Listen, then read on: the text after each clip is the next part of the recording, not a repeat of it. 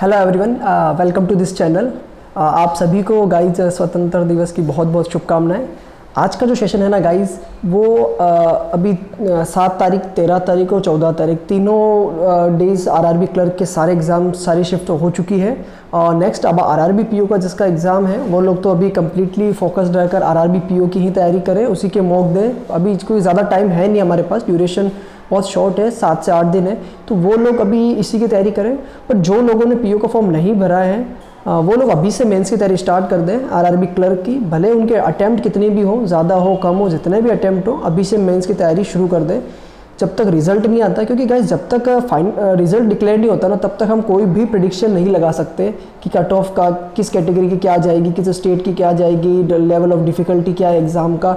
ये सब हम लोग एनालाइज कर सकते हैं, पर हम ओवरऑल ये प्रिडिक्ट करके नहीं बैठ सकते कि हमारे इतने अटैम्प्ट हैं, हमने अभी तैयारी नहीं करें, रिजल्ट आने के बाद कुछ शुरू करेंगे। क्योंकि कई बार क्या होता है, जिन लोगों का, जैसे बहुत लोगों को तो 50 से कम अटैम्प्ट है, तो लगभग उनको तो ये क्लैरिफाई है कि उनका नहीं होगा। पर जिन लोगों के 60 to 70, 75 के बीच में, वो लोग सोच रहे हैं कि यार रिजल्ट आने की बात करेंगे या हमारा इतने में तो नहीं हो पाएगा। फिर जब एकदम से उनका रिजल्ट अगर पॉजिटिव आ गया ना, कुछ नॉर्मलाइजेशन का गेम हो गया, तो वो लोग एकदम कंफ्यूज हो जाएंगे कि अब क्या करें, इतने से दिन में हम क्या करें।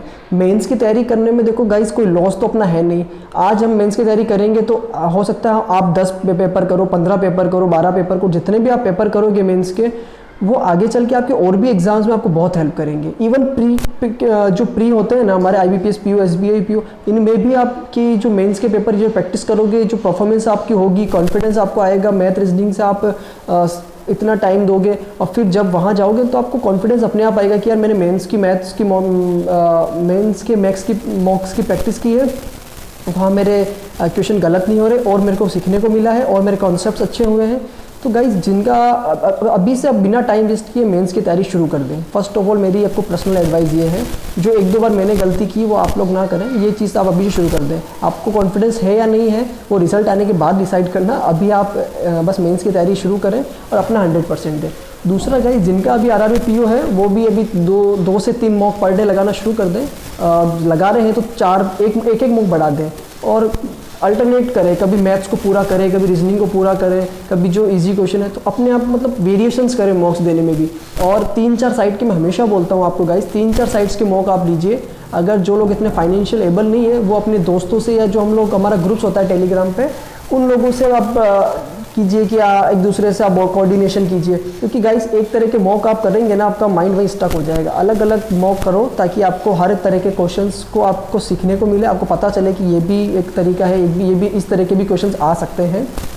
भले वो किसी ने मॉक सॉल्व किए हों, आपको उससे मतलब नहीं है कि आपको पूरा मॉक चाहिए ताकि आपको सारे क्वेश्चन कितने मार्क्स। आप किसी का सॉल्व जो मॉक होगा ना, वो भी अगर आप मैथ पेन लेके बैठेंगे और मैथ रीजनिंग उसकी सारी निकालेंगे, तो भी आपको आपका, क्योंकि अभी क्या रहना चाहिए इंटेंशन कि मुझे सीखना है। मॉक्स मतलब सीखना है, अपने आप को, अपनी परफॉर्मेंस को सुधारना है, अपने कॉन्फिडेंस को अच्छा करना है और अपनी लर्निंग्स पर ध्यान देना है। बस इसलिए हम मॉक्स करते हैं, किसी से आगे बढ़ने के लिए, पीछे रखने के लिए हम ये लोग नहीं करते। जिनका आरआरबी क्लर्क हो चुका है, बहुत अच्छे अटेम्प्ट नहीं हुए, वो लोग भी अपना कॉन्फिडेंस देखिए गाइस, लो मत करिए कि मुझसे आरआरबी क्लर्क का भी नहीं हुआ तो आगे तो पता नहीं एग्जाम से निकलेंगे, नहीं होंगे, नहीं हो, ऐसा कुछ नहीं है।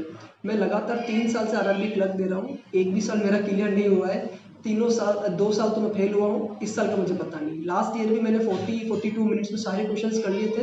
जब रिजल्ट्स आया तो मेरे 75 मार्क्स थे, शायद ऐसा कुछ था। 4-5 मार्क्स किस चीज़ के कट गए मुझे भी कुछ पता नहीं चला। उससे पहले दिया था, उस समय भी यही सिचुएशन थी, 72 मार्क्स आए थे। उस समय अटेम्प्ट 79 किए थे, एक छोड़ा था, सब किए थे। पता नहीं कहाँ गलती हो जाती है, या कुछ नॉर्मलाइजेशन का गेम होता है, मेरे मार्क्स अपने आप डिक्रीज हो जाते हैं। और मैंने एसबीआई पीओ फर्स्ट अटेम्प्ट दिया था, मेरा प्री हुआ था। आईबीपीएस पीओ फर्स्ट अटेम्प्ट दिया था, हुआ था। तो ऐसा नहीं है कि आरआरबी क्लर्क नहीं हो रहा है तो आगे के एग्जाम्स नहीं हो सकते। ये तो टोटल एक मिथ है कि पीओ का लेवल हार्ड आता है, जो क्लर्क का ही नहीं हो रहा तो पीओ का क्या होगा। ऐसा नहीं है, हर पेपर अलग अलग पैटर्न का होता है, हर पेपर का अपना एक अलग लेवल होता है। आपका दिन भी उस पर डिपेंड करता है कि आपका लक फैक्टर भी कैसा है। मेरे कई दोस्त ऐसे हैं जिनका मेरे साथ आईबीपीएस क्लर्क मेंस नहीं हुआ और आईबीपीएस पीओ अभी वो सेलेक्ट, मतलब 1 तारीख को जो रिजल्ट्स आया था, क्लर्क में फेल और पीओ में पास है। उनको खुद को मतलब टच नहीं हो रहा कि हम लोग क्लर्क में फेल हो गए और पीओ में पास हो गए।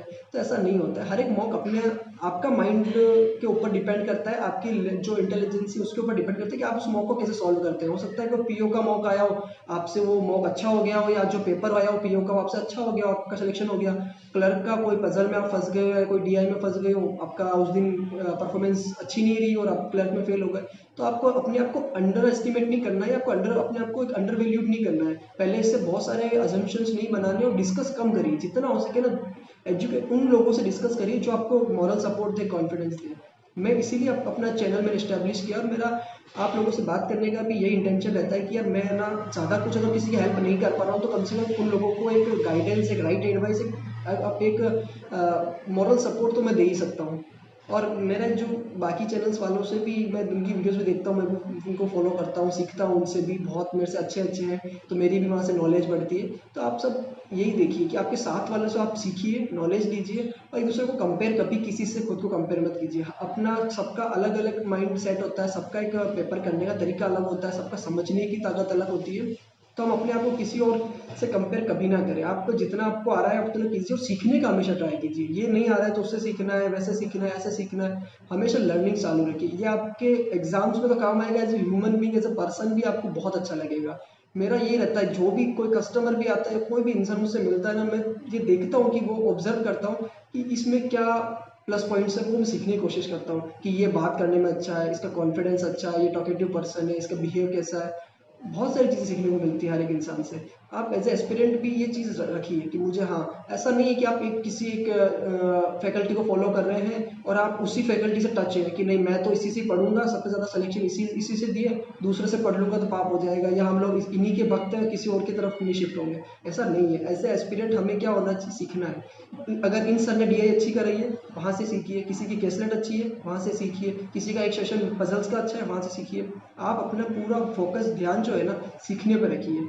आप कंपेयर मत कीजिए कि तुम उन सर से पढ़ते हो, तुम्हारे मार्क्स कम है। ये होता है, मेरे साथ भी हुआ था, जब हम लोग भी ग्रुप में डिस्कस करते थे तो एक दूसरे से बोलते थे कि तुम नहीं, खाली मैथ्स की वीडियो उन्हीं की देखिए, बस हो जाएगा सिलेक्शन। हो जाता होगा, ऐसा हो सकता है, पर एज ए एस्पिरेंट आप सबको इन चीज़ों से, इन पॉलिटिक्स से, इन सब चीज़ों से दूर रहना है। आपका काम क्या है कि हमें सीखना है, हमारी परफॉर्मेंस सुधारनी है और हमें सिलेक्शन लेना है, दैट्स ऑल। जिनका ये टारगेट है वो खाली इतना ही रखिए कि उन सर ने ये टॉपिक पढ़ाया है, कुछ क्वेश्चंस उन्होंने अच्छे कराया तो वहाँ से सीखिए, कई क्वेश्चंस पेड बैच में अच्छे तो वहाँ से सीखिए। जहाँ से जितना जो कुछ मिल रहा है हम लोगों को बस लेना है, हम लोगों को ग्रैब करना हमारा काम है, जहाँ से जो कुछ मिल रहा है। मैंने लास्ट ईयर नहीं, 2 साल पहले जब आरआरबी पीओ दिया था ना गाइस, लगभग मैंने 75 to 80 मॉक्स लगाए थे बहुत सारी साइट्स के, और मुझे पूरा कॉन्फिडेंस था कि मेरा प्री हो जाएगा, क्योंकि मेरे ओवरऑल मॉक्स में भी मार्क्स अच्छे आ रहे थे। पर जब एग्जाम हुआ ना गाइस, जब रिजल्ट आया, मैंने मेंस की तैयारी भी स्टार्ट कर दी थी, 7-8 मॉक्स लगा लिए थे, पर रिजल्ट आया तब मेरे 3 मार्क्स के आसपास कम था। तो उस दिन बहुत बुरा लगा मुझे, बहुत ऐसा वो फील हुआ कि यार अपन ने इतना पढ़ाई की और अपना प्री भी नहीं हुआ। Main last final cut off में नाम नंबर आना तो चलो ठीक दूर की बात है, यहाँ तो प्री क्लियर नहीं हो रहा 80-80 मॉक लगाने के बाद। गाइस उसके 1-1.5 महीने बाद आईबीपीएस क्लर्क था मेरा। IBPS clerk first time selection हुआ था बैंक ऑफ इंडिया में, वो उसी ईयर हुआ था।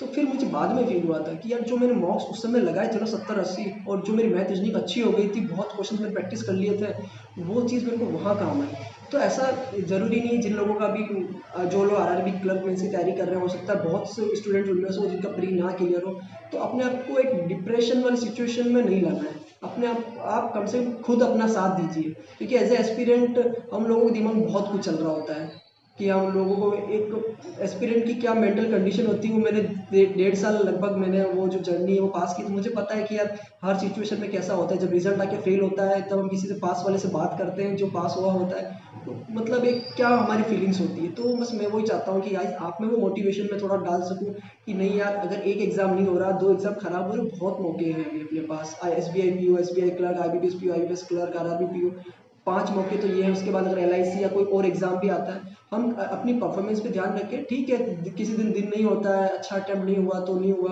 अपने आप को वहाँ डाउनग्रेड मत कीजिए। आपको अभी मेंस की तैयारी करनी है, फुल्ली फोकस होकर मेंस की तैयारी कीजिए।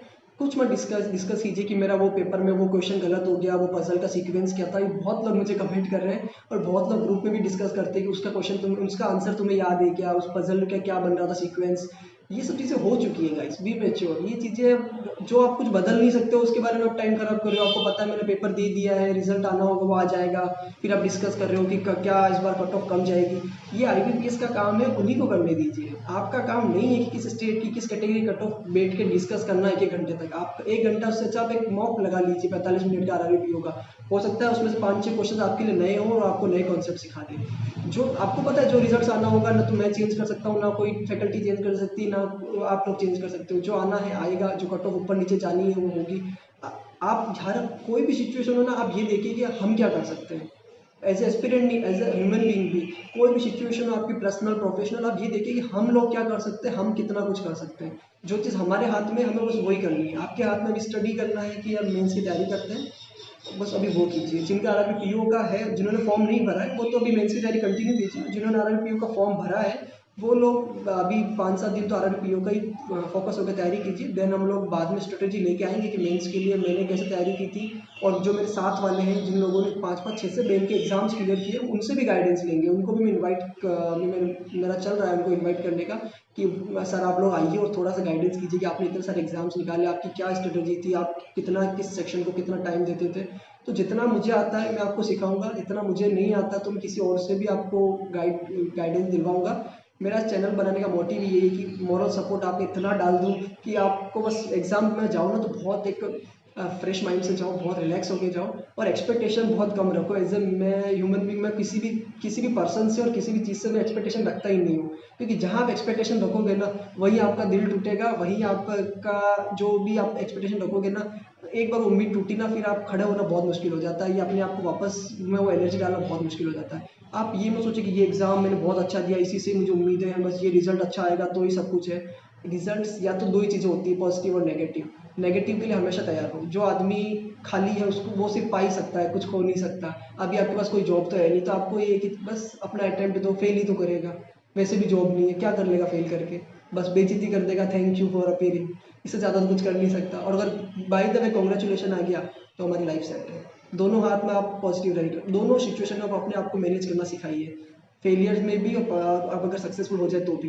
एज ए ह्यूमन बीइंग आपको बहुत आगे जाना चीज़ें, बहुत छोटी छोटी चीज़ें पर काम आएगी। एज अ बैंकर मैंने 1-1.5 साल में बहुत सारे हमारे स्टाफ से छोटी छोटी लर्निंग्स ली है कि यार एज अ अभी तो मैं कॉलेज पास करके बैंक में लगा था, उसके बाद मुझे लगा कि यार लाइफ में बहुत कुछ चीज़ें हैं, खाली जॉब लेकर बैंक में बैठना ही सब कुछ नहीं है। एज अ ह्यूमन बीइंग बहुत कुछ चीज़ें सीखनी पड़ती है। आप लोग भी जिसका पेपर अच्छा हुआ है बुरा हुआ है उसको छोड़ दीजिए। जो चीज़ हो गई है उसको 10 दिन तक लेकर नहीं बैठ सकते ना। जिनका साथ को हुआ तो वो अब तक ये कमेंट कर रहे हैं कि उस वाली पजल का आंसर क्या था, उस वाले क्वेश्चंस का आंसर 13 आ रहा था क्या 14 आ रहा था। अब जो हो गया छोड़िए। अभी नेक्स्ट डे जिस दिन एग्जाम दो उस दिन रेस्ट करो, नेक्स्ट डे वापस अपनी तैयारी को बूम करना शुरू कर दो। अपनी परफॉर्मेंस को एनालाइज करना शुरू कर दो। अलग अलग साइड से मॉक दो, अलग अलग पैटर्न के मॉक दो, अलग अलग माइंड सेट के साथ मॉक दो कि इस बार ये नहीं पहले ये करना है, इस बार पहले नहीं वो करना है। ये आपको बहुत हेल्प करेगा गाइस। आगे हम और भी सेशंस लेके आएंगे इसके रिगार्डिंग। अभी वैसे भी वीडियो मेरे बहुत लंबे हो जाते हैं। कई लोग मुझे कमेंट करते हैं कि आप एक बार बोलना शुरू करते हो ख़त्म ही नहीं होता है। तो हम लोग बाद में वो सेशंस लाएंगे। एक बार आरआरबी पीओ का एग्ज़ाम हो जाए, मेरा भी ये संडे को एग्ज़ाम, वापस उदयपुर जाना है मुझे एग्ज़ाम देने।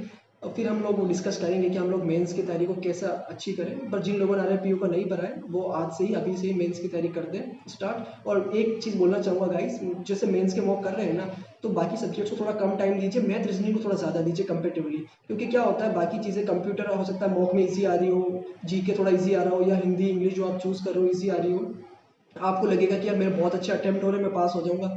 तो ये चीज़ें थोड़ा अभी क्या है कि वहाँ पैटर्न वेरी करता है। पर मैथ रीजनिंग आपको पता है कि लगभग यही कॉन्सेप्ट्स होते हैं, यही लेवल होता है। तो हो सकता है 70-80 मिनट, मेरा ये पर्सनल ओपिनियन है कि आप 70 to 80 मिनट्स जो है ना वो मैथ रीजनिंग सॉल्व कीजिए। आपकी आने वाले एग्जाम्स में आपकी परफॉर्मेंस को देखना बहुत ज़्यादा इंप्रूवमेंट मिलेगा। क्योंकि अगर आप मेंस की मैथ रीजनिंग को बहुत टाइम देके अच्छा सा इंप्रूव कर लोगे ना तो प्री की ऐसी कोई पजल की औकात नहीं है कि आपको अटका दे। हो सकता है 1 मिनट ज़्यादा ले लो आप, पर ऐसा नहीं कि वो बने ही ना आपसे प्री की। तो अभी इसलिए कहता हूँ मेंस देने का, हमेशा मेंस की तैयारी करने के बहुत फ़ायदे होते हैं। बहुत सारे कॉन्सेप्ट सीखने को मिल जाते हैं, बहुत सारी चीज़ें नई नई सीखने को मिलती है। फिर प्री के पेपर में गलती होने के चांसेस कम हो जाते हैं उन लोगों के, क्योंकि उन लोगों ने बहुत सारी चीज़ों को देख लिया होता है। ठीक है गाइस, आगे और भी हम सेशन लेके आएंगे। Thanks for watching. जय हिंद, जय भारत।